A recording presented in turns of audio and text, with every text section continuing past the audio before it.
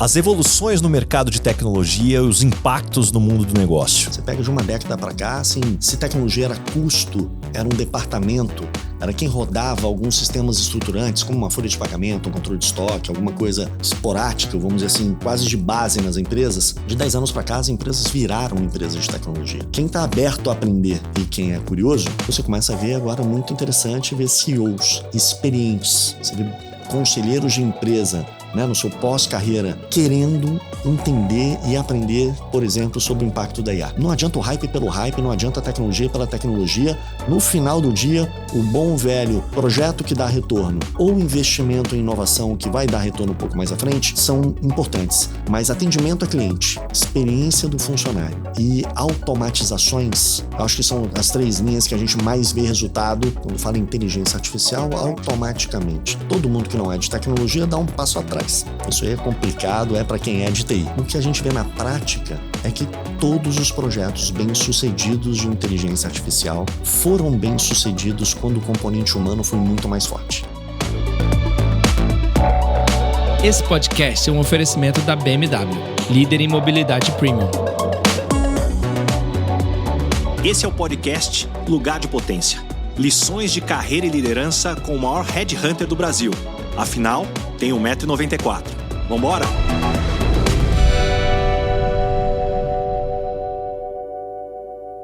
Hoje eu tenho o prazer de conversar com uma figura emblemática no mundo da tecnologia e inovação no Brasil. Ele tem uma formação acadêmica robusta que inclui múltiplos MBAs e imersões em instituições como Harvard e Wharton, sempre buscando estar à frente, na intersecção entre tecnologia, negócios e inovação. Ele é o presidente da IBM Brasil e tem sido uma peça-chave na transformação digital e inovação tecnológica dentro da empresa. No mercado ele é conhecido como o Braga da IBM, pelo tempo que ele tem de casa. Ele ingressou na empresa em 1998, aos 21 anos. Fora das salas de reunião, ele é um ávido leitor e entusiasta de tecnologia, sempre em busca das últimas novidades e tendências que podem transformar as indústrias. Mas o que seu currículo não conta é que ele é conhecido por a sua humildade e compromisso genuíno com o desenvolvimento das suas equipes. Ele valoriza a cultura organizacional e é um forte defensor do aprendizado contínuo e da inclusão no ambiente de trabalho. Marcelo Braga, que demais ter você aqui no Lugar de Potência. Mas é um prazer para mim estar aqui com você por 2 motivos. Primeiro que eu sou um ouvinte assíduo do Lugar de Potência. Estava super curioso como é que você ia fazer essa abertura, que sempre é tão única. Já desafiei até meu time de comunicações a ouvir mais, porque eu acho fantástico a forma como você abre. E a admiração que eu tenho aqui pelos convidados. É um prazer e uma honra estar aqui com você. Que demais, Braga. Então vamos começar do início, como você sabe que eu sempre começo. Como é que foi tua criação? Você já vem de uma família de pessoas de tecnologia? Nada. Nenhum vínculo com tecnologia. Minha família é uma família de mineiros que foram morar em Brasília logo no começo da construção da capital. Tanto meus avós moravam em Anápolis, que é muito próximo ali de Brasília. Eu nasci em Anápolis, porque minha mãe, quando foi dar à luz, era mais fácil a rede de apoio. Morei lá 15 dias e voltei para Brasília, onde os meus pais já moravam. Então, meus pais são comerciantes. Acabaram de vender a loja de festas infantis que eles tiveram em Brasília por 45 anos. Então eu vivi a minha infância com 2 olhares muito interessantes. O primeiro deles, uma memória afetiva muito bacana desse vínculo familiar. De ir para a casa dos meus avós em Goiânia quase todo final de semana. Então essa percepção de uma casa humilde, mas muito acolhedora, um carinho de vó, né? E de família ali todo final de semana muito forte. E falo com muita emoção porque ela acabou de falecer agora no começo desse ano. Uma pessoa que teve um impacto na minha vida gigante. E um outro olhar de acompanhar o dia a dia de uma pequena loja onde nossas férias eram contando balões que vinham a granel para fazer uma dúzia para vender na loja e acompanhar desde muito pequenininho essa relação de atendimento, de cliente, de ofertar, de vender. E acho que isso teve uma influência super forte na minha carreira, que acabou indo para uma carreira de vendas, de atendimento a cliente e de tecnologia no final dessa conversa. Porque apesar de tanto tempo acompanhando o comércio, eu via claramente os desafios de organização da empresa. Como é que faz controle de estoque? como é que você fecha a caixa, como é que você roda uma folha de pagamento, como é que você controla contas a pagar e a receber, que talvez foram os primeiros usos de tecnologia em pequenas empresas. E apesar que no momento que eu estava lá na loja, estava começando a microinformática, então já não era sistemas, coisas tão simples como é hoje, mas foi também da força de vontade ali de querer ver, aprender e ser curioso que me despertou algumas das tendências. Agora, a tecnologia surgiu na minha vida muito cedo. Eu ganhei meu primeiro microcomputador, que foi não vou nem falar os modelos. XT286? Não, foi antes. Foi antes. MC100 da CCE, TK85, CP500. XT foi entrando na faculdade. Já era o auge ali. Não, eu já estava na faculdade quando entrou o XT e 286. Mas foi um estímulo dos meus pais de acreditarem, de uma curiosidade minha de me dar esse computador porque eu quero entender, e deles acharem estranho demais eu ler manual de Basic eu lembro certinho do meu pai entrando no meu quarto, vendo eu lendo um manual de programação de Basic com 12 anos, 11 anos, muito menos talvez, 9 anos, e ele assim, putz, tem coisa mais divertida para fazer, né? Mas essa surpresa de que dá para você escrever algo, criar algo, executar e ter um valor, me atraía muito para essa discussão de tecnologia, muito mais para o lado de desenvolvimento de sistemas, né? De olhar e falar assim, putz, eu acho que eu consigo fazer algo que pode ajudar na loja. Eu consigo fazer algo que pode surpreender e me desafiar de criar lógica, de errar, ver erro, aprender, consertar. E você vê que são pequenas coisas que vão formando traços aí ao longo do caminho. E teve algum momento específico que você se lembra de ter olhado e falou, puxa, eu tô fascinado por isso, é o que eu quero para minha vida profissional. Deixou de ser agora uma paixão aqui do que eu tenho pessoal, eu quero isso pro trabalho também. Eu acho que eu entrei na faculdade em 93. Eu acho que era bem naquele momento do surgimento, de fato, da microinformática.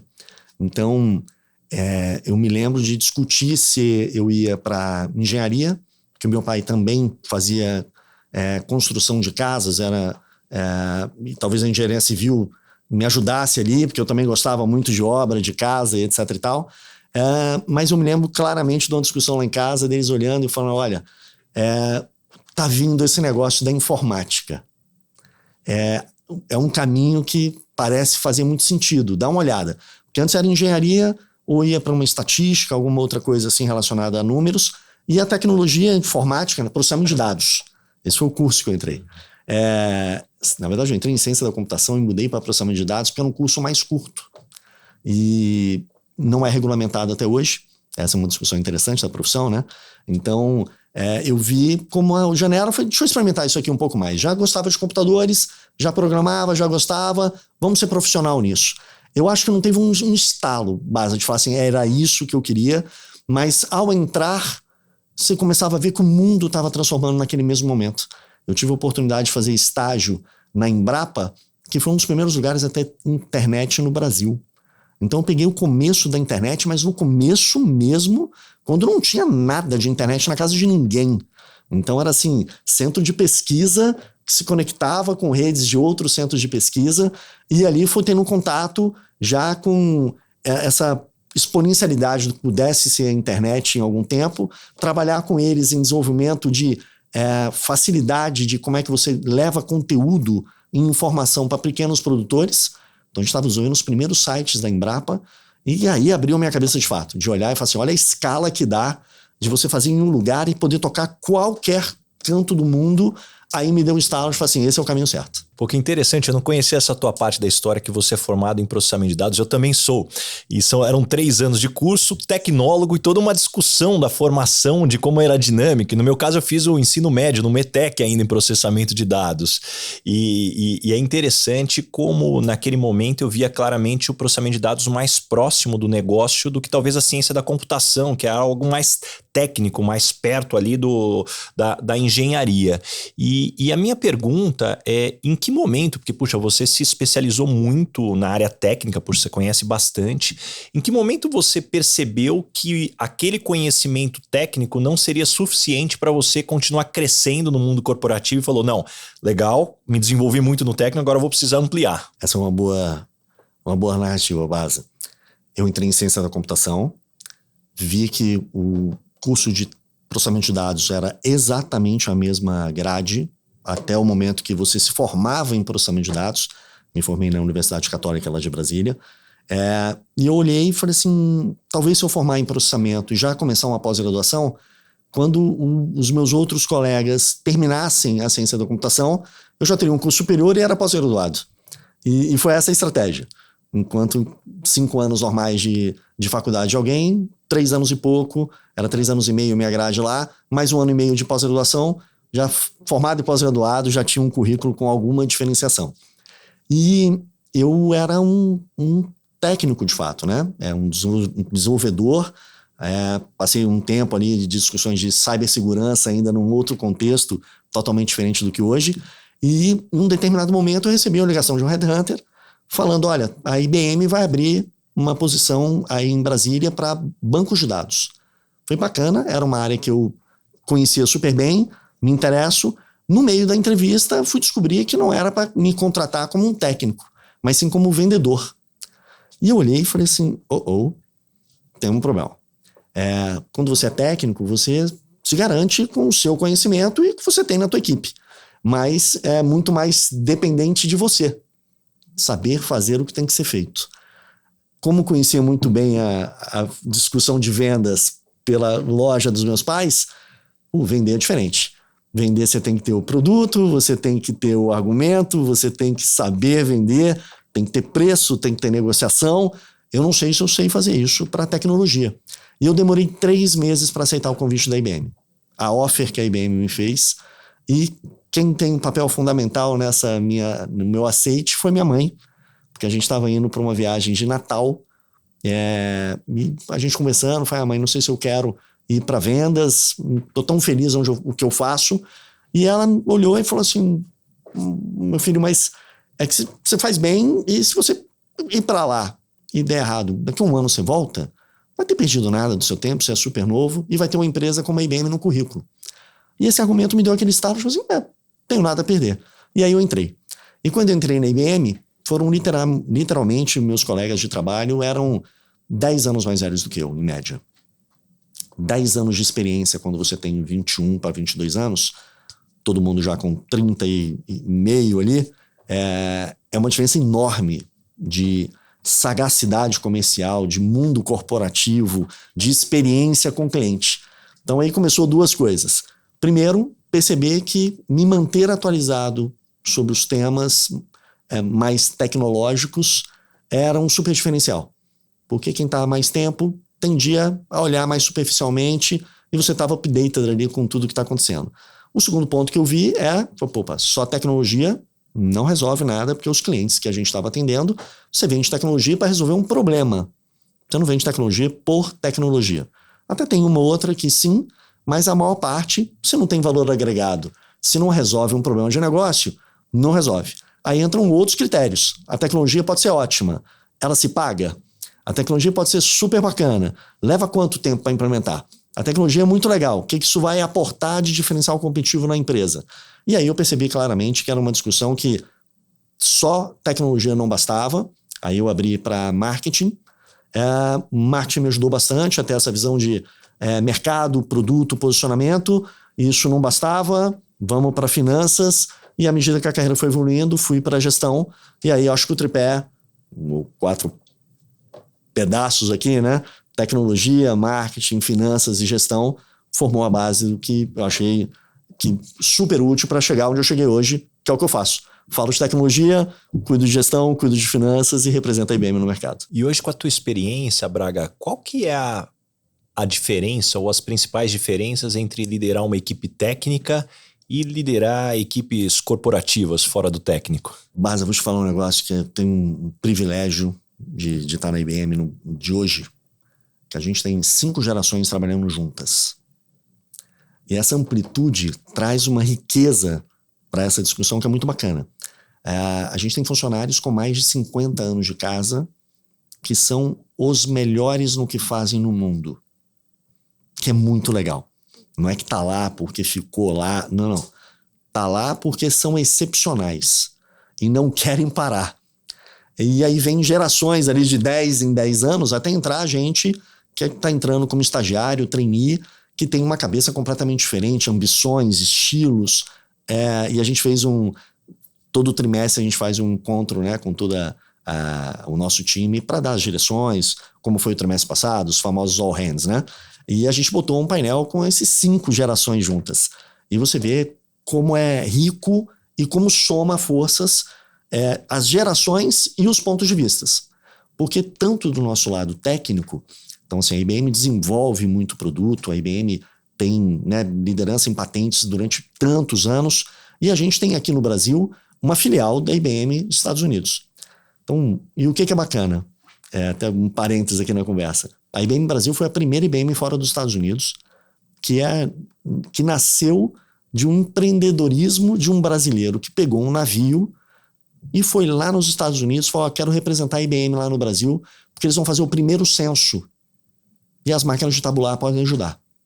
Então, olha que interessante. Não é que uma corporação americana resolve abrir um escritório aqui no país. É um brasileiro, empreendedor, que vê uma janela de oportunidade e vai lá fora convencer os gringos de deixarem ele representar a marca aqui no Brasil, e logo um ano e pouco depois abriu a primeira filial da IBM. Agora, são visões muito diferentes, Basa, porque a empolgação técnica ela é tamanha, e todo esse compromisso de você olhar, e o cara é apaixonado pela tecnologia, se ela não está associada a negócios, não se vende, não se paga, se frustra.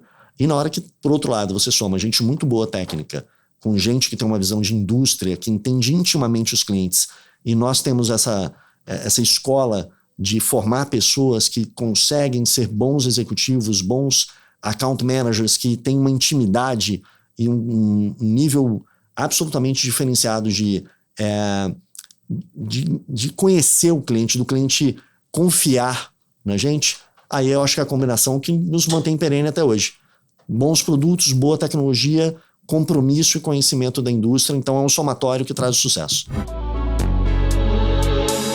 Você se envolve com as histórias, experiências e aprendizados que eu compartilho aqui em cada episódio? Então pense no efeito transformador dessas lições aplicadas na sua equipe. Conheça mais sobre a minha palestra Lugar de Potência acessando o link na descrição do episódio. Não só inspire, mas revolucione o potencial do seu time. Eu queria tentar traçar contigo rapidamente uma cronologia das principais transformações que teve no mercado de tecnologia de quando você entrou para os dias de hoje. O que foram as principais mudanças e acontecimentos que fizeram com que a gente chegasse onde a gente está hoje no mundo de tecnologia? Basa, assim, eu tenho 48 anos e já sou capaz de criar essa linha do tempo. Você imagina a gente convivendo com quem tem 50 anos de casa, que vai contar uma história ainda mais distante. Mas, por outro lado, nesses últimos anos, os saltos são imensos, né, Basa? Eu entrei literalmente num momento que estava se discutindo, talvez o final de uma era que se falava-se muito em downsizing, de como trazer os sistemas de gestão para a microinformática. Sair dos mainframes. Os mainframes eram as únicas alternativas. Depois aparecem os PCs, que nós inventamos os PCs aqui como um todo. Então, essa dualidade de ser uma empresa que tem mainframes, que tem PCs, que desenvolve ativamente esse conjunto como um todo. Depois você passa para uma era do começo da internet, aí vem e-commerce, vem tudo que se explorava ou tinha de potencial, hoje totalmente trivial. Na época era uma ruptura de modelo de negócios. Aí você vê aí 98, que estava, né, todo aquele boom da internet, e depois toda a frustração, né, da bolha da internet, etc e tal.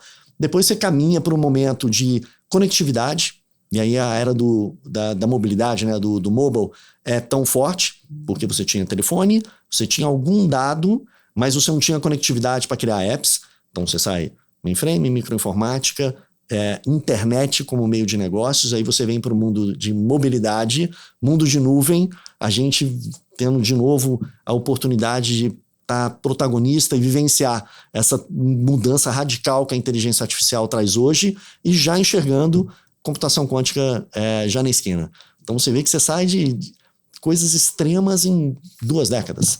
E você imagina a velocidade que vai vir nas próximas 2 décadas. Né? E agora, o que vem pela frente se fala muito do superciclo, né? Que é a inteligência artificial, a biotecnologia e os ecossistemas. Conversando com CEOs, CTOs, conselhos, quais são os principais medos e inseguranças que você nota nessa alta liderança em relação a esse avanço? Mas esse é um tema muito interessante. Você vê a velocidade como a tecnologia impacta os negócios, ela foi muito forte. Você pega de uma década para cá, assim, se tecnologia era custo, era um departamento, era quem rodava alguns sistemas estruturantes, como uma folha de pagamento, um controle de estoque, alguma coisa esporádica, vamos dizer assim, quase de base nas empresas. De 10 anos para cá, as empresas viraram empresas de tecnologia. Então você pode pegar várias indústrias que hoje se classificam como empresas de tecnologia que há 10 anos atrás ia ser do segmento de logística, ia ser do segmento de varejo, ia ser do segmento de banco, e agora são todas empresas de tecnologia. Então o impacto de como a tecnologia transformou os negócios nessa última década e o que vem pela frente é tão forte que quando você para pensar que o nível de diretoria, de board, de CEOs que vem ao longo desse tempo tendo sucesso numa forma de trabalho, numa forma de abordagem, no desenvolvimento de produto e serviço, é um choque. É um choque cultural, é um choque de conhecimento, é um choque de gestão. E esses choques têm oportunidades. Quem está aberto a aprender e quem é curioso, você começa a ver agora muito interessante ver CEOs experientes. Você vê conselheiros de empresa, né, no seu pós-carreira, querendo entender e aprender, por exemplo, sobre o impacto da IA. Essa é uma coisa que me chamou muita atenção. Que normalmente você associa essa alta liderança a pessoas que determinam rumos. Agora eles abertos a entenderem que rumos podem ser determinados. É uma sutileza, mas que faz toda a diferença entre as empresas que vão sobreviver, vão se adaptar, vão ficar mais produtivas, vão ter novos produtos e serviços, e as empresas que podem ter tido muito sucesso até agora e que talvez se enfrentem um nível de concorrência brutalmente diferente do que elas estavam acostumadas. Porque os entrantes são diferentes. Não é mais quem você conhecia, vai vir de outra indústria que vai somar expertise de vários segmentos, vai criar um outro tipo de empresa que você nem vai saber para onde você tomou o tiro. Mas quem tem essa humildade de estar aberto, ouvir e aprender, vai se adaptando. Aí a experiência e o somatório de outros fatores de network, entendimento de mercado faz total diferença. Mas é um momento ímpar. E aí nesse momento, assim, é uma gama muito ampla das possibilidades. Quais seriam os critérios que você sugere para os executivos priorizarem esses investimentos? Porque, puxa, você não consegue atacar tudo de uma vez, e ainda que conseguisse não deveria, seja por relação de custo, tempo, prioridade. Como encaixar isso num timeline que funciona para o negócio? Acho que o final dessa tua frase é a resposta. Como funciona para o negócio? Não é sobre tecnologia, não é sobre o hype. Apesar que a gente fez uma pesquisa base que mostra que 75% dos CEOs se sentem pressionados a fazer algum projeto de IA, mesmo sem saber para quê. E aqui vem um perigo. Peraí, repete essa estatística que ela é chocante. 75% dos CEOs, depois a gente até deixa aqui o link da pesquisa, porque tem vários outros insights, mas 75% dos CEOs se sentem pressionados a fazerem algo com inteligência artificial, mesmo sem ter uma clareza do porquê ou para quê. E na hora que você pega isso, porque todo mundo está falando, aí vira aquela discussão de o que a gente está fazendo aqui? Por que não fizemos algo? São questionamentos que acontecem do board, do par, da indústria, e IA virou literalmente, né, o assunto do momento em qualquer indústria, em qualquer canto, e a IA generativa deu uma exponencialidade de, talvez para mim a grande sacada foi hoje qualquer pessoa de qualquer indústria, pessoa física, use IA para mudar completamente a forma como você trabalha. E aí a pressão sobre as corporações, que normalmente são mais processo, estrutura, avessas a risco e etc e tal, é muito maior. Mas na hora que você olha o potencial é super grande. Se não tem impacto no negócio, se você não tem uma forma clara de fazer essa mensuração de retorno de investimento, sempre vai ter aquela discussão de ter a área de inovação que está lá desenvolvendo, né, o que pode ser os próximos produtos e o core da empresa um pouco mais calçado na entrega do resultado de curto prazo. Mas o que é que a gente já viu hoje? Inteligência artificial, por exemplo, já é um tema que a gente traz aqui para o Brasil há mais de uma década. A gente sabe muito bem o que funciona e o que não funciona. E na hora que você qualifica os projetos que nós nos engajamos, tem muito disso. É assim, como é que a gente mostra claramente que o que vai ser feito vai trazer produtividade? Vai trazer redução de custo? Ou vai trazer talvez um reposicionamento da empresa como modernidade? Tudo isso aqui no final tem que ter uma derivativa de retorno. Não adianta o hype pelo hype, não adianta a tecnologia pela tecnologia. No final do dia, o bom velho projeto que dá retorno ou investimento em inovação que vai dar retorno um pouco mais à frente são importantes. Mas atendimento a cliente, experiência do funcionário e automatizações, eu acho que são as 3 linhas que a gente mais vê resultado desse hype todo aí. Todo mundo tem cliente e pode atender melhor e o cliente demanda ser atendido melhor, de uma forma mais simples, mais objetiva. Todo funcionário, principalmente em empresas médias e maiores, reclama de processo, reclama de burocracia, dava para fazer mais simples e muita coisa tem que estar automatizada, porque senão não dá mais para trabalhar. E um ponto que eu achei muito interessante quando você começou na tua resposta é hoje a facilidade de uso, né? Praticamente toda pessoa consegue colocar a inteligência artificial hoje no seu dia a dia. Em que ponto que você acredita que essa interação ela começa a redefinir o que significa ser humano? Baza, essa é outra linha que eu sou apaixonado nessa discussão. Porque se você olhar o tema, quando fala em inteligência artificial, automaticamente todo mundo que não é de tecnologia dá um passo atrás. Isso aí é complicado, é para quem é de TI. E o que a gente vê na prática é que todos os projetos bem-sucedidos de inteligência artificial foram bem-sucedidos quando o componente humano foi muito mais forte. Vou dar um exemplo. Para você treinar um assistente virtual, não é sobre ler um monte de procedimentos normativos e trazer para dentro de algo que vai te dar uma pergunta e resposta. Quem vai usar esse assistente virtual? O seu cliente, por exemplo. Qual que é o perfil do teu cliente? Ele fala de que jeito? De que forma? Não adianta você falar bancarês com o teu cliente que é uma pessoa comum, porque os termos divergem. Vou dar um exemplo para você. Vou fazer uma transferência de dinheiro da minha conta aqui no Brasil para uma conta nos Estados Unidos, porque eu ia viajar com a minha família e queria pagar em dólar. Cheguei na agência, porque não estava dando para fazer no aplicativo. Eu quero transferir $1.000 para minha conta lá nos Estados Unidos. A pessoa não sabia como fazer a transferência, porque no bancarês, transferência internacional, até alguns anos atrás, chamava ordem de pagamento ao exterior. Porque isso vem lá de trás, quando ninguém tinha conta lá fora, e só mandava dinheiro para fora, a empresa que estava pagando algo lá para fora. Mas você vê que se a coisa não é atualizada, não está no dia a dia de hoje, que a demanda por esse tipo de serviço agora já é um pouco mais comum, o bancarês não fala. Aí o que entra nesse caminho? Literalmente, bibliotecários, psicólogos, professores, tudo que tem a ver com humanas, muito mais forte do que exatas. E uma outra conversa muito interessante. Para toda essa discussão de IA hoje, tudo é baseado em prompts, né? Como você pede. E a gente começa a ver que pessoas mais experientes, com mais vivência e com formações em humanas, conseguem ter um vocabulário melhor, conseguem ter uma criatividade maior, conseguem escrever em mais detalhes o que se quer. E é isso que faz a resposta da IA ser muito boa ou ser ok. É a qualidade do que você pede. E aí é um dilema interessante, né? Coisa super moderna, que você, né, é comumente associado a jovens.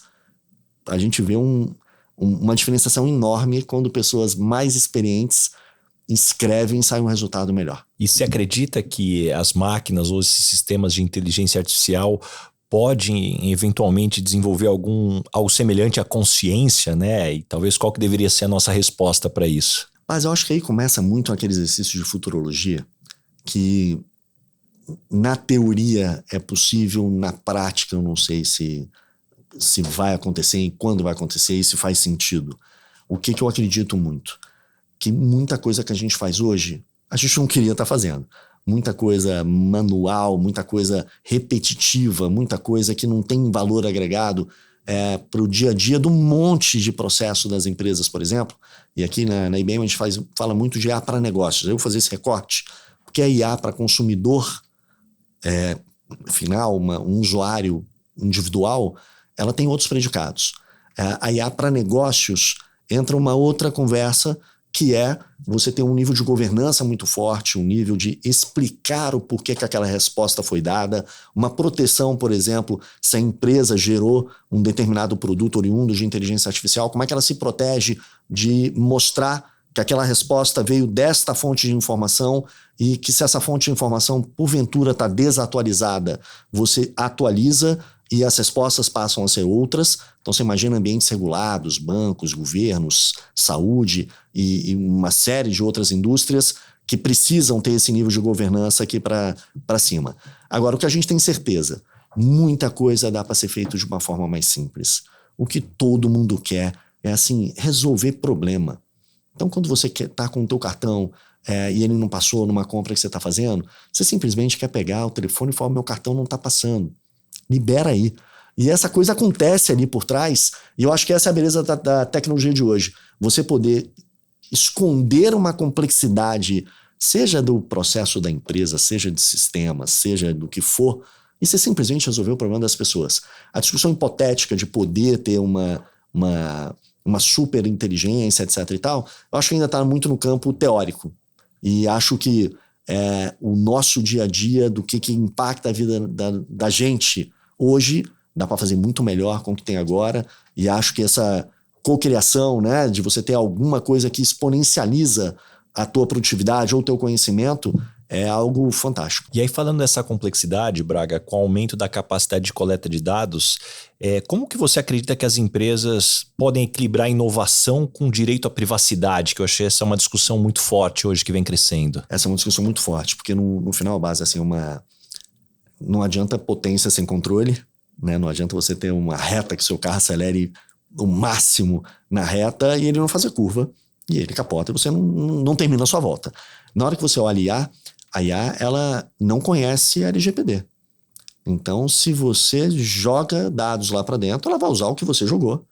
Então, haver plataformas e processos que ajudem as empresas a ter esse nível de governança para que, ao identificar um viés numa resposta de IA, que tem uma plataforma que tem que te ajudar a identificar esse viés antes que você seja exposto, antes que haja reclamações, antes que haja um dano à tua imagem, faz todo sentido para as empresas.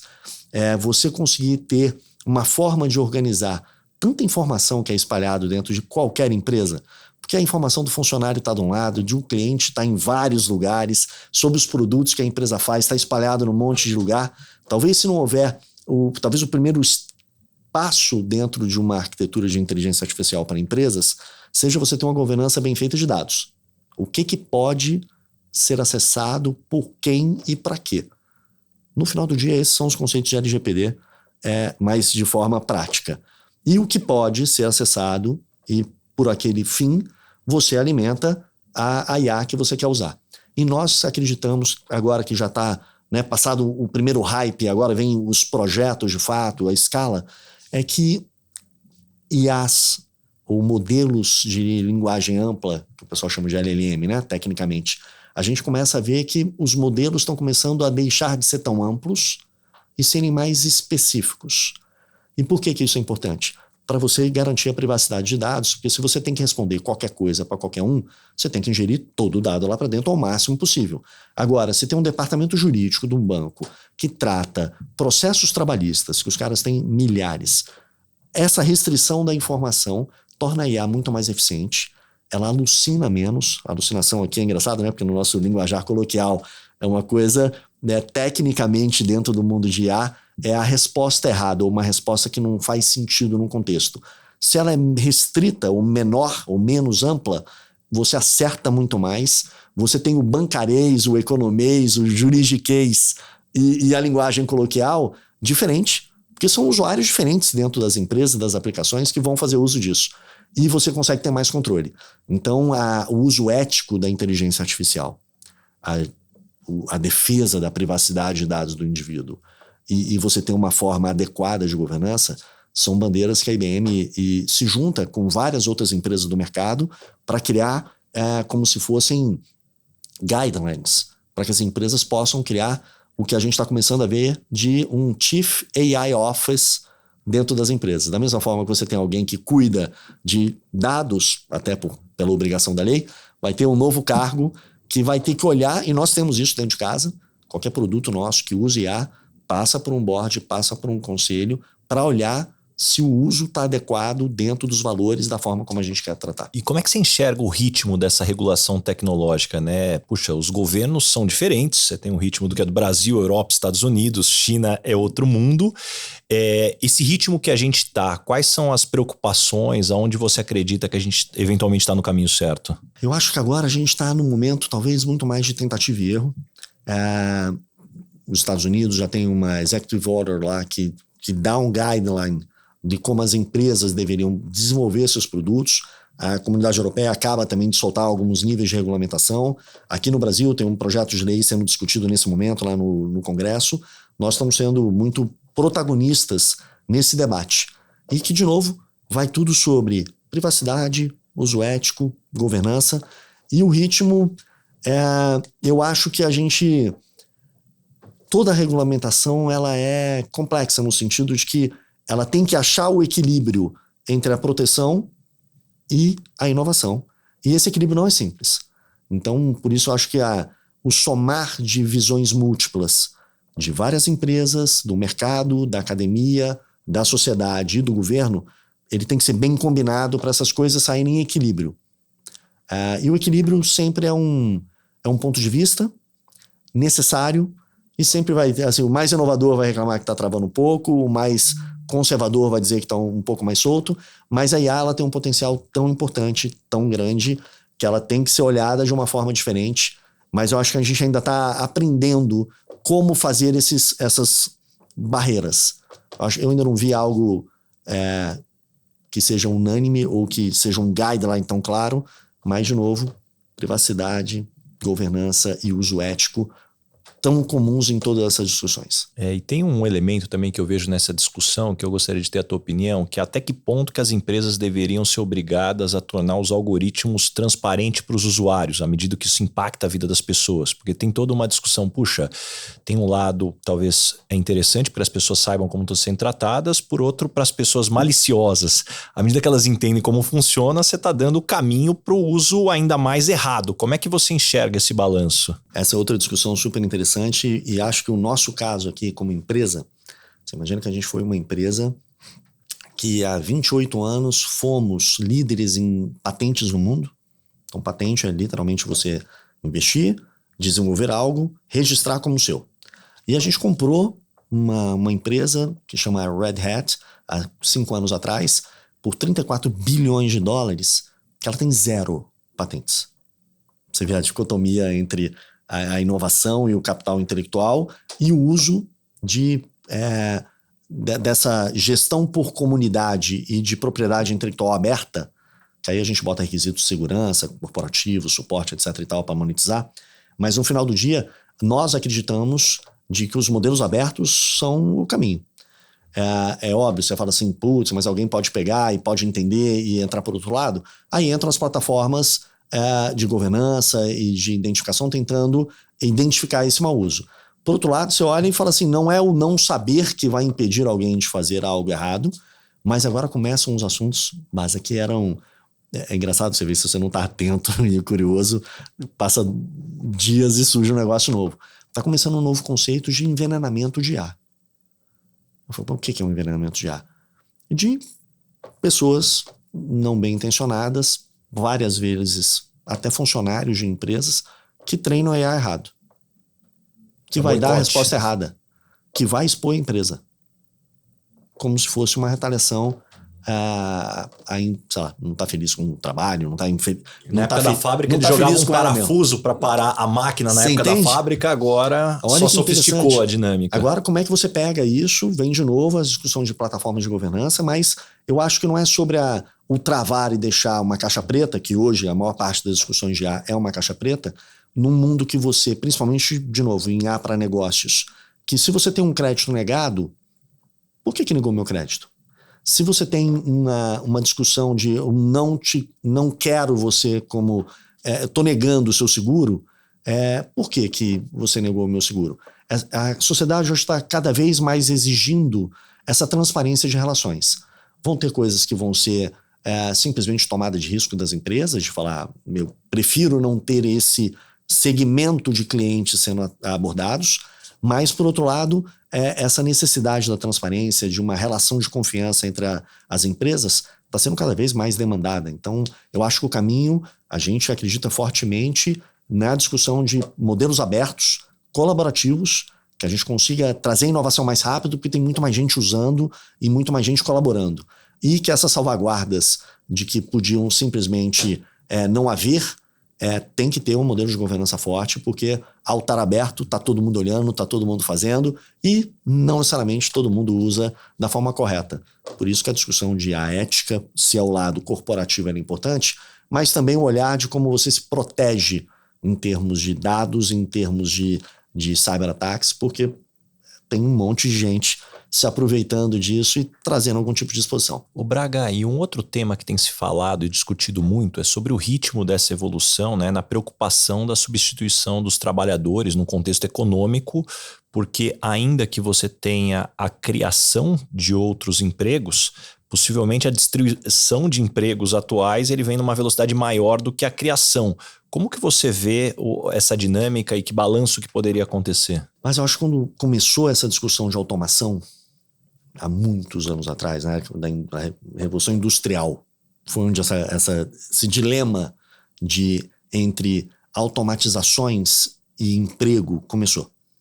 É óbvio que quando todo mundo fazia manual uma série de coisas, começaram a ter linhas de produção, impactou uma série de pessoas e outros empregos foram gerados. Aí você vem com uma automação comercial, aí você vem com a automação bancária, você vem com a automação industrial, a coisa muda e sempre esse dilema entre automatizar, trazer mais produtividade, reduzir custo versus algumas áreas que vão ser impactadas de fato, não há como negar, mas a oportunidade de outras veio acontecendo e, por fatos, os países mais industrializados e mais desenvolvidos do mundo é onde tem menos desemprego. Esses são aqueles fatos que a gente tem que olhar e entender por quê. Aonde tem menos desenvolvimento, menos industrialização, tem mais desemprego. Então, esse é um parênteses. A IA exponencializa muita coisa. Agora, quando você vê que o acesso a coisas que eram itens de luxo há algum tempo atrás, como um telefone celular moderno, touchscreen, com uma tela, um smartphone, era algo que era completamente artigo de luxo há 10 anos atrás. Hoje tem uma amplitude de gente usando imensa.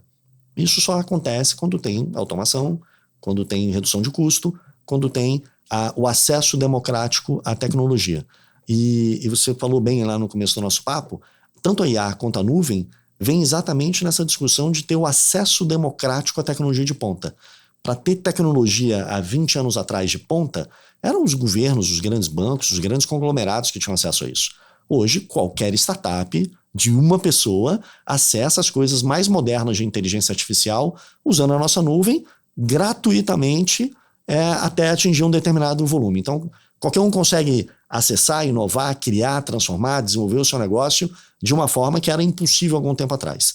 Agora, como responsabilidade social, a gente, como um todo, o grupo IBM mundialmente, a gente quer recapacitar 30 milhões de pessoas até 2030. Porque esse é um grande desafio, né? Como você dá a disparidade no acesso ao conhecimento. Exato. Para esse contingente gigantesco não ficar para trás. Exato. A diferença é que, pensa, quando nós fizemos a nossa formação em processamento de dados, você só tinha acesso se você fosse para uma faculdade, se você tivesse dinheiro suficiente para comprar um computador e ter acesso a isso.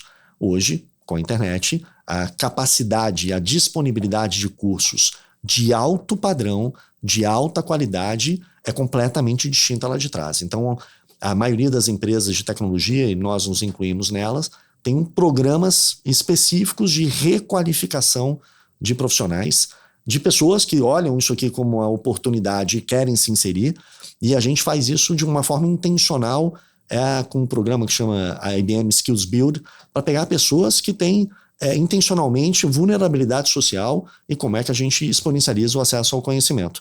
Então, acho que ações combinadas, mas talvez a parte mais bacana do meu cargo atual seja a capacidade de conectar pessoas e empresas num nível que não era possível em outros cargos.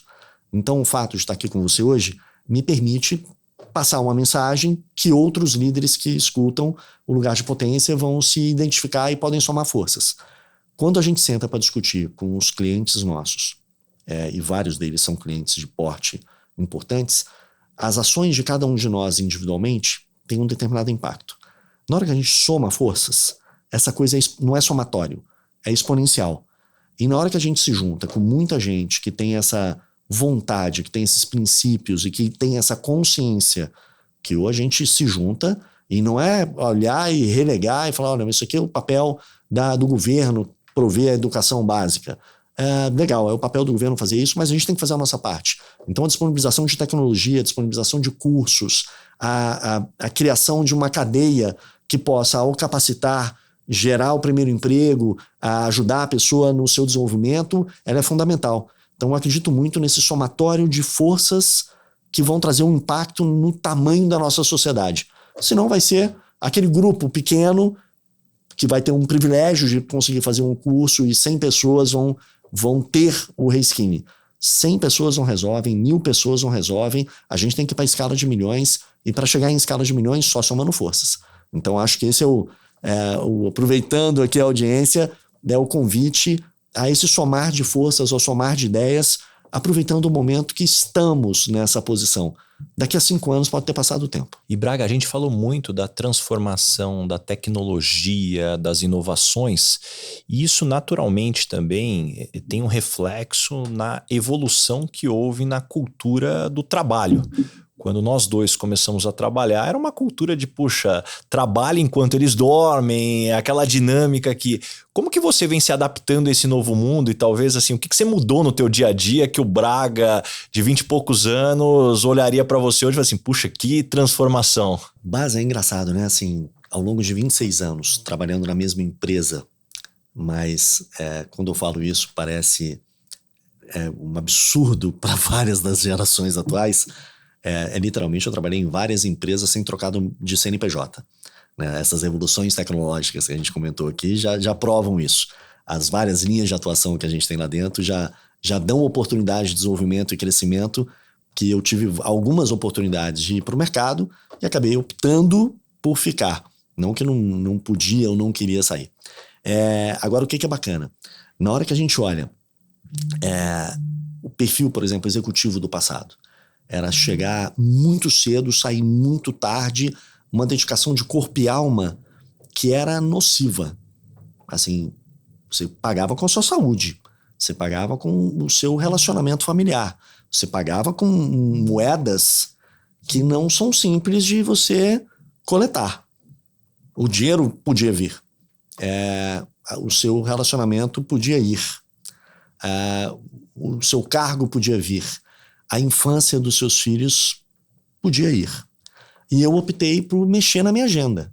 Hoje, eu tento levantar mais cedo, não para chegar cedo no trabalho, mas levantar mais cedo para me exercitar, porque eu também começo, começo não, na verdade, eu sempre tive esporte na minha vida, mas essa relação de alta performance corporativa, ela começa com a sua alta performance pessoal.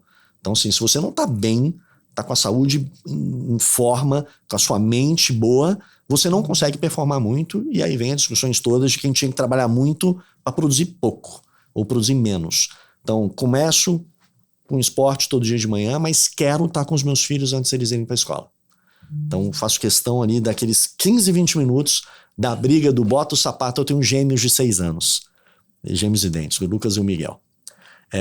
Então é aquela briga do bota o sapato, pega a mochila, quem tem filho pequeno sabe como é que é isso daí de manhã em casa. Mas eu quero estar nesses 20 minutos dessa confusão. Para dar aquele abraço neles, para fazer uma brincadeira, para a gente desejar bom dia um pro outro. Para nós, né? São 2 ali do lado e minha esposa. E era normal chegar do trabalho muito tarde. Eu quero estar em casa intencionalmente para brincar com eles 1 hora por dia, que senão eles vão dormir. E quantos executivos eu vi que não viram os seus filhos ao longo da semana? Final de semana você chegava exaurido, você queria descansar. E o que você não queria era ter gêmeos pulando na sua cama, brincando com você ou querendo a sua atenção. Quando inverte esses valores, Basa, você vê que a coisa é completamente distinta. Hoje eu vejo o resultado da IBM aqui no Brasil, resultados muito bacana, muito acima da média global, e acho que essas transformações vêm da forma que se eu não estou lá até as 9 da noite, eu não forço o meu time a estar lá até as 9 da noite. Eu não mando e-mail de madrugada. Eu não mando e-mail à meia-noite, 1 hora da manhã. Se eu estou acordado e que resolvi investir meu tempo nisso, ele vai ficar guardado e vai estar agendado para ser disparado no outro dia, 8 da manhã. Porque senão você começa essa bola de neve de estresse corporativo, que era super comum. Se o cara te mandou um e-mail de madrugada, você chegava de manhã e falava, Jesus, tem que responder o e-mail aqui correndo. Esse entendimento de que o estresse, a pressão de negócios é inevitável. Agora, o estresse e a forma como você lida com ele é diferente. E acho que os líderes têm um papel muito importante nesse cascatear de cultura, de forma de trabalho. Hoje você vê claramente a discussão de uma liderança que tem que estar muito mais no front do que trancado no escritório, muito mais tendo a sensibilidade do que está acontecendo no mercado do que pedindo relatórios e posicionamentos.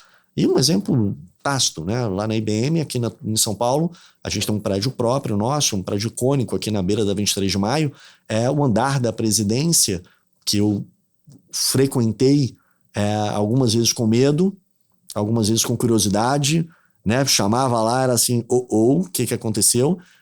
Eu praticamente não vou naquele andar. A gente deixou como sala de reuniões ou alguma coisa muito excepcional.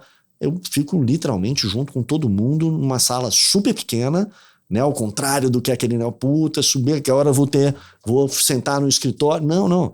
Você tá junto com todo mundo, fazendo a coisa acontecer e sentindo o mercado, interagindo e aprendendo, ou você vai ficar desatualizado muito rápido. E você acredita que é possível ter um equilíbrio verdadeiro entre vida pessoal e trabalho, ou é apenas uma ilusão? Base, eu enxergo isso de uma forma um pouco diferente. Eu não consigo separar o profissional do trabalho, porque eu sou eu. Se eu estou num relacionamento, se eu estou numa festa num final de semana, o assunto de vai sair na mesa. A parte boa é que dá para você ser protagonista em algum desses papos. Não dá para pegar e falar assim, olha, eu não vou querer falar sobre isso agora, vamos falar de outro tema. Não acontece. Me liga segunda às 8. Me liga segunda. Os relacionamentos, o networking, as oportunidades acontecem muitas das vezes fora do ambiente de trabalho.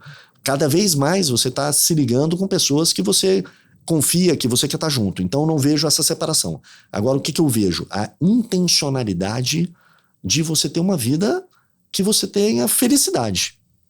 Agora, dá para você melhorar a qualidade de vida de quem trabalha do seu lado? Dá.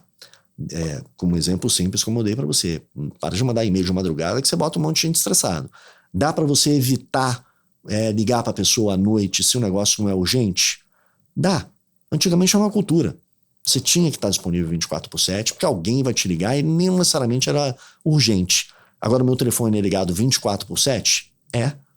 Porque a gente atende clientes que dependem da nossa tecnologia 24/7 e o meu compromisso com os executivos dos clientes, que na hora que ele me ligar vai estar meu telefone disponível, vai acontecer. Agora, a forma como essa coisa acontece, e eu acho que a pandemia também trouxe muita coisa diferente, né, Basa? A gente não quer voltar a trabalhar como a gente trabalhava antes. A gente tem uma política, mas a gente quer ter contato, a gente quer trabalhar junto, mas a gente não quer, a gente quer ter flexibilidade de fazer as coisas melhor.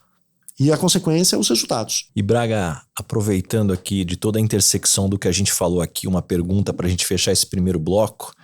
Como é que você vem inserindo a tecnologia no ambiente dos seus filhos? No que você é um entusiasta e o que você tem colocado limites? Eu tenho um de 5 anos, eu quero aprender aqui contigo, de repente, pegar alguns insights. Mas esse é um dilema muito interessante, cara, porque no final, o viés de querer dar a última versão de um tablet para eles é enorme.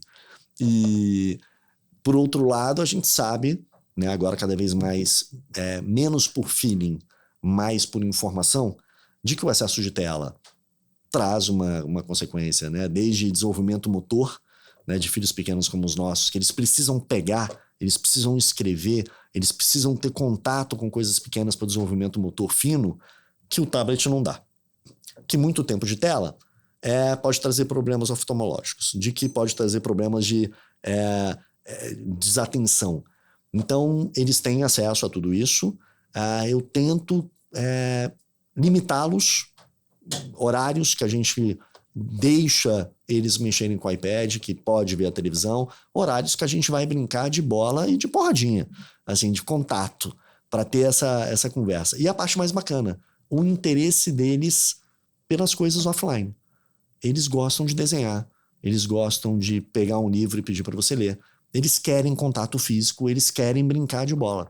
Então, acho que também é o estímulo de que o lado analógico tem os seus encantos e a sua magia, e eu acho que os extremos são sempre errados. É o equilíbrio na vida que é o caminho. Esse podcast tem um oferecimento de Michael Page, líder em recrutamento e seleção de executivos no Brasil e América Latina. E, Braga, chegamos agora no momento Headhunter. Qual que é a pergunta que você sempre faz nas entrevistas para contratar alguém para o seu time? Mas essa é uma pergunta... sempre quando eu vejo você fazendo essa pergunta, me intriga. Primeiro que os perfis que a gente contrata também são muito distintos. É diferente quando tem um grupo definido, né? Você vai contratar técnicos numa tecnologia, ou você vai contratar vendedores, ou vai contratar uma pessoa de marketing ou comunicação, um advogado, etc e tal. Acho que as perguntas mudam. Mas o que não muda? O que te atrai para trabalhar aqui? Eu acho que por muito tempo era uma discussão de convencimento, né? Aqui tem um benefício, aqui tem um salário, aqui tem uma carreira, aqui tem isso. Na hora que você equilibra um pouco do que te atrai para estar aqui. Porque todos temos opções. Todos podem ter a oportunidade de dizer não. Agora, pro dizer sim, o que te atrai trabalhar aqui? E é muito interessante que a maioria das respostas são ligações emotivas, ou de admiração pela empresa, ou de um amigo ou um colega trabalha aqui e me indicou, mas quando toca no pessoal, no porquê que você quer estar para cá, o bond, né, a conexão com a empresa começa a se estabelecer naquele momento, do que ao contrário. Adorei. E que tipo de pessoa não dá certo trabalhando com você? Cara, pessoa que faz mal feito. Pessoa que faz o mínimo. Assim, pessoa que não quer fazer melhor. Isso me incomoda muito. E absolutamente eu não consigo trabalhar com quem eu não confio. E quando as pessoas não gostam de você no ambiente de trabalho, normalmente qual é o motivo? Eu sou muito sistemático, base. Então, assim, o olhar para detalhes, o querer fazer as coisas da melhor forma possível é algo que pode incomodar algumas pessoas. Óbvio, é o equilíbrio do ótimo inimigo do bom, mas tem que ser ótimo, não é ok. E o que você gostaria de perguntar para o Baza Headhunter? Mas eu acho que, contextualizando a pergunta, né? Hoje, essas intersecções de profissões, as intersecções geracionais, elas são tão complexas. Antigamente, você conseguia botar classificações de uma forma mais clara, né? Para mim, talvez o ponto mais importante na formação do time é a contratação. Mas você vê que ainda tem muita dificuldade para escalar isso dos times como um todo. Pensa aqui na IBM que a gente tem vários gerentes e eles são responsáveis pela seleção. Qual é a tua dica para que a gente possa ter uma seleção melhor feita ou bem feita em escala? Puxa, eu vou trazer o prisma da empresa e depois eu vou tentar trazer uma provocação para os profissionais. Acho que para a empresa é um desafio da gente racionalizar o que mais importa para cada cadeira, que vá além do job description, além da hierarquia. Como que a gente consegue tratar os dados, sejam eles estruturados ou empíricos na observação, do que realmente é necessário para alguém performar naquela cadeira E a partir daí, buscar formatos que você consiga avaliar efetivamente se a pessoa tem aquela habilidade ou em que ponto ela tem aquela habilidade. Porque a partir daí você consegue entender qual vai ser a curva de aprendizado, né? Quão distante ela está da prontidão. E para mim o ponto-chave seria, a partir do momento que você faz a análise, né? Eu costumo brincar que procurar o funcionário ou funcionária perfeita é igual você procurar um marido ou uma esposa perfeita. Não vai rolar. Então tem o equilíbrio e você entender o que é mais importante, o que é negociável, o que é não negociável. E a partir daí, tão importante quanto a contratação é você ter processos de onboarding mais customizáveis. Porque hoje eu ainda acredito que, bom, a minha dissertação de mestrado foi sobre onboarding. E eu acredito que hoje a maior parte das empresas vem evoluindo, mas é muito difícil. Como é que você customiza isso? Não só pela questão do conteúdo, que isso é mais fácil, mas na percepção de evolução de cada pessoa e entre o que é o contato humano, o que é o estruturado do conteúdo dentro dessa dinâmica. Acho que esse é um elemento. E a dica para os profissionais, hoje se fala muito da ambidestria corporativa, né? Você olhar para o dia a dia e ao mesmo tempo você olhar para o que vai transformar o seu negócio. Eu vejo o mesmo elemento que deveria ser tratado, que é a ambidestria da carreira. Como que você precisa olhar para o dia a dia, porque se você não estiver tocando o dia a dia, você não entrega resultado, você não está conectado com o que mais importa e talvez você não tenha uma vida longa. Mas ao mesmo tempo, como é que você está desenvolvendo o teu portfólio de habilidades, experiências que em algum momento serão necessários e a partir daí, como que você depois vai trazendo isso dentro de um processo que funcione para o negócio, para encaixar com o que a gente está falando. Eu vejo muitas pessoas apaixonadas por uma nova habilidade, apaixonadas por interesses, e aí depois, sem ter uma dinâmica de análise talvez mais profunda, puxa, o quanto isso importa para a empresa ou não, isso acaba caindo numa armadilha muito grande, que é uma outra pesquisa que eu tive acesso quando eu fui fazer minha extensão em Yale, que a maior parte dos projetos de fusão, de evolução ou transformação do negócio, muitas vezes tinha mais a ver com o interesse pessoal do executivo do que uma avaliação efetivamente do negócio. Então é aqui que eu vejo o encaixe dos dois elementos. Ótimo. E chegamos agora, Braga, no momento Dona Ângela. Complete a frase. Eu sou esquisito por quê? Essa sua frase, essa sua pergunta é ótima. Eu acho que eu sou esquisito porque eu decoro música muito rápido, mas eu esqueci o aniversário da minha mãe 2 vezes. E ó, uma pergunta que eu tenho que fazer aqui, esticar ela. Já fica meu pedido de desculpa que este ano isso aconteceu e é imperdoável. E a curiosidade que fica é, você decora músicas de qualquer estilo ou tem um estilo específico? Qualquer um. Aliás, minha mulher, quando a gente vai num casamento que toca um monte de música que lança há pouco tempo... Ela olha e fala assim, aonde você não está trabalhando? Você está ouvindo música em algum momento. E qual que foi o maior perrengue ou situação engraçada que você já passou no mundo corporativo? Nossa, mas ao longo desses anos aqui, teve vários. Acho que um que me marcou bastante, uma empresa multinacional tem essas questões culturais, né? Como choque. E uma que me chamou a atenção foi um executivo que estava comandando a nossa operação na América Latina. Ele era muito pragmático, muito objetivo, e ele estava fazendo uma gravação de uma dessas... esses vídeos de final do começo de trimestre, né? Contando o que foi o trimestre passado, qual é o objetivo para cá. E eu estava fazendo um programa muito bacana que chama Shadow. A gente passa uma semana acompanhando um executivo sênior, isso foi alguns anos atrás, para ver o estilo, a forma, o que ele faz no dia a dia. Esse é um programa muito legal. Mas ele foi fazer essa gravação e ele era careca, e estava brilhando a careca dele. E ele estava incomodado de ver o vídeo dele com isso. E ele pediu, olha, tem que passar um pó aqui, alguma coisa. Aí. E a moça que estava assessorando ele estava num terno, e ela botou uma encharpe, para não cair o pó no terno dele, ela botou uma encharpe rosa, choque, ao redor dele aqui. E eu estava no celular, conversando com um colega, e a gente riu de uma coisa que a gente tinha visto no celular. E ele achou que era dele. E ele falou, vocês estão tirando uma foto minha? Aí a gente, não, a gente tá vendo aqui o celular. Ele falou, você sabe que sua carreira pode terminar aqui agora. Eu falei, então talvez seja melhor tirar uma foto aqui, que aí eu pelo menos posso me defender. Mas foi uma situação muito inusitada. Que situação. E caminhando agora pro final, o nome desse podcast é Lugar de Potência. Qual que é o teu lugar de potência? Que tipo de situação, ambiente pode jogar que você brilha? Baza, eu fui muito tempo da área comercial da IBM. Eu acho que a minha principal característica seja mediar. Eu sou uma pessoa que, quando tem grandes negócios, grandes conflitos ou interesses distintos, eu tenho a capacidade de fazer as pontes entre mundos. Então, a mediação talvez seja o lugar, aí seja para negócios, seja para relacionamento, seja para onde aplicar. Essa é uma característica que eu aprendi a desenvolver depois de tantos anos trabalhando em Brasília. E me conta uma verdade que as pessoas não costumam dizer e, na sua opinião, é fundamental para se ter sucesso. Transparência, Baza. Eu acho que tangibilizando isso, assim, as pessoas têm muita dificuldade, por exemplo, de ter conversas francas. E aí problemas que são pequenos, que se você é transparente, é franco, é direto, e você consegue resolver o problema quando ele é pequeno, se você deixa um problema pequeno, ele vai ficando maior, maior, maior, e as consequências são piores.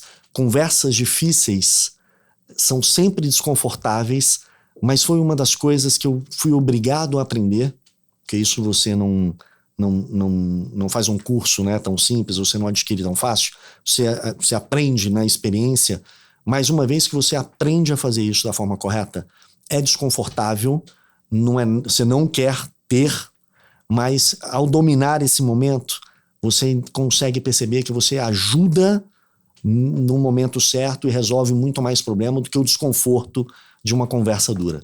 Então isso foi um aprendizado que eu tive que aprender a duras penas, mas hoje eu exerço e acho que é uma das coisas que as pessoas reconhecem, de que assim, não tem uma agenda oculta, o papo vai ser direto, vai ser franco, vai ser objetivo, e isso cria um sentimento de confiança muito bacana em quem trabalha junto. E o que você aprendeu nos últimos 12 meses, seja em conhecimentos ou habilidades? Mas eu tive que aprender muito sobre a generativa.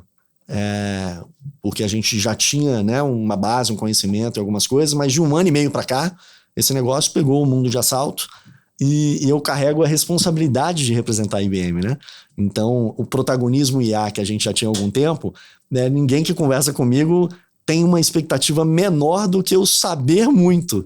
E, putz, eu tive que correr atrás, gastar ali um tempo, pedir ajuda para conseguir ter um nível de conversa adequado. E deixa algumas dicas de fontes de conhecimento. Como é que você se mantém informado? Como é que você se desenvolve? Base, eu acho que assim, a escolha do que a gente faz com o nosso tempo talvez sejam as escolhas mais difíceis que a gente tem.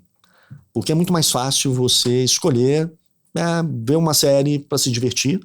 E eu vejo muita série para me divertir, para desopilar, para descarregar. Mas eu uso muito do meu tempo de deslocamento de carro ou mesmo na academia para ouvir muito podcast. Eu ouço muito podcast. Quando pega aquele resumo do ano lá que o Spotify dá, eu já bati 4, 5 mil minutos de podcast com facilidade. Ouço muito livro. Então, se há dificuldade de ter o tempo para parar, para ler por causa dos meninos, esses mesmos momentos, deslocamento de avião e etc e tal, eu aproveito muito esses momentos para ler ou ouvir, ler no sentido de ouvir o livro e de ler muito. Esses são os 2 lugares que eu mais ouço coisas diferentes ou aprendo coisas diferentes. Agora, quem a gente segue no Instagram, quem que a gente segue lá no LinkedIn ou qualquer outra mídia social, também ajuda muito, Baza, porque você pode estar simplesmente fazendo uma rolagem de tela ou você pode estar entre uma coisa de diversão ou simples e outra, você pode ter informação, você pode ter outro tipo de conhecimento. Então, quem você segue, eu acho que também é uma super dica de aonde buscar informação. Eu acredito muito nisso, Braga, tanto que eu costumo dizer que a gente não escolhe as pessoas que a gente vai seguir, a gente escolhe os pensamentos futuros que a gente vai ter. Se você está seguindo pessoas que só falam de fofoca, só está atrás da treta, existe alguma grande chance do seu cérebro começar a viciar nisso. Se você está buscando conteúdo interessante, discussões interessantes, existe uma chance muito grande do seu cérebro começar a viciar nesse tipo de dopamina. Então esse é um elemento importantíssimo para a gente ter no radar. Eu fiz um desafio com uns amigos, na verdade, algum tempo atrás, assim, vamos abrir aqui os Instagrams, vamos ver o que aparece para cada um de nós. Porque é sobre o que você vê, o que você gasta, o algoritmo vai te trazendo mais coisas, né? E foi uma discussão interessante de o tempo ou o que você está recebendo de informação. Adorei. Vou fazer esse desafio com alguns amigos também. Fazer abre, explorar. Cuidado que vai sair, né? Cuidado. Tem efeitos colaterais. E Braga, me indica 3 pessoas bacanas para eu convidar para esse podcast e ter uma conversa como essa. Mas também outra pergunta que você sempre faz, e eu acho que tem uma responsabilidade enorme, né? Quem que a gente traz aqui. Mas eu pensei em 3 nomes bem diferentes. Um deles é o Renan Ranucci, que é da Gravidade Zero. Adoro o camarada Renan. Que precisamos trazer ele aqui. A gente se encontra muito em eventos corporativos e a gente também teve uma conexão muito bacana. Assim, são momentos muito agradáveis de disrupção, que a cabeça dele é uma cabeça completamente única. Adoro ele. Ele e o Dante, que é o sócio dele lá na Gravidade Zero, são 2 caras que, se aqui vale uma indicação que tem 2, ou sendo os 2, qualquer um dos 2, eu acho que iam ser papos fenomenais. O Alex Salgado da Vivo é alguém que eu também conheci há pouco tempo, poucos anos, que também tivemos uma sinergia muito bacana, mas a gente tem um jeito de pensar muito parecido, e eu acho que o jeito... Cara de muito tempo de empresa agora também. Muito tempo de empresa, mas com uma cabeça muito de transformação, de trazer um novo, de fazer diferente. É um cara que eu também... a gente tem tido interações mais frequentes, a gente vê que tem uma sinergia muito bacana. E acho que já deu 3. Vamos considerar esses 3 aqui. Então estamos os 3 aqui. Até para não parecer que o Renan e o Dante valem meio. Muito ao contrário, eu acho que eles valem 2 cada um. Tá certo. Antes da gente encerrar aqui, tem um presente para você. Obrigado, um óculos da Zeiss aqui. Um presente pela tua participação aqui. Top. A Marchon, que é fabricante, distribuidor dos óculos da Zeiss aqui no Brasil, selecionaram ali o Marcelo Kitsuda, nosso amigo YPOer, que está sempre com a gente aqui, e fizeram a seleção para você. Muito obrigado. E Braga, para a gente fechar, como é que as pessoas te encontram? Que projetos que vêm pela frente? Mas eu interajo muito mais pelo LinkedIn, de fato. Ali a gente tenta botar um ponto de vista diferente do que é o institucional da IBM. Então... Marcelo Braga vai me achar lá com facilidade. Ali eu acho que é o principal contato ali como um todo. E os projetos que vêm pela frente, eu acho que vem muito do reposicionar da IBM, que é uma empresa de 107 anos aqui no Brasil. E a gente está literalmente no meio de uma outra pivotagem que vai estar dentro desses livros de administração, de como é que a gente saiu de uma empresa de hardware e virou uma empresa de serviços. E hoje a gente é uma empresa de cloud híbrida e inteligência artificial, uma outra pivotagem de jeito de gestão, de produto, de aquisição, de abordagem no mercado, que é um privilégio, apesar de tantos anos de empresa, estar nesse momento liderando a companhia, aprendendo tanto, tendo tanta oportunidade de trazer projetos disruptivos. Então é um reposicionar da companhia pro futuro. Que demais, Braga. Puxa, quero te agradecer aqui. Muito obrigado mesmo por abrir tua agenda. Pô, tava difícil a gente bater as agendas, mas que bom sempre que deu certo aqui. Tenho certeza que todo mundo que nos escutou até aqui saiu com páginas e páginas de anotações, muitos insights, muitas lições. Aqui, obrigado por abrir tua agenda. E para quem tá nos escutando aqui, já aproveita para compartilhar esse episódio com todos os amigos, WhatsApp. Tenho certeza que tem muitas lições aqui que vão ser impactantes para muita gente. Muito obrigado mesmo. Obrigado, Baza. Um grande abraço. Valeu.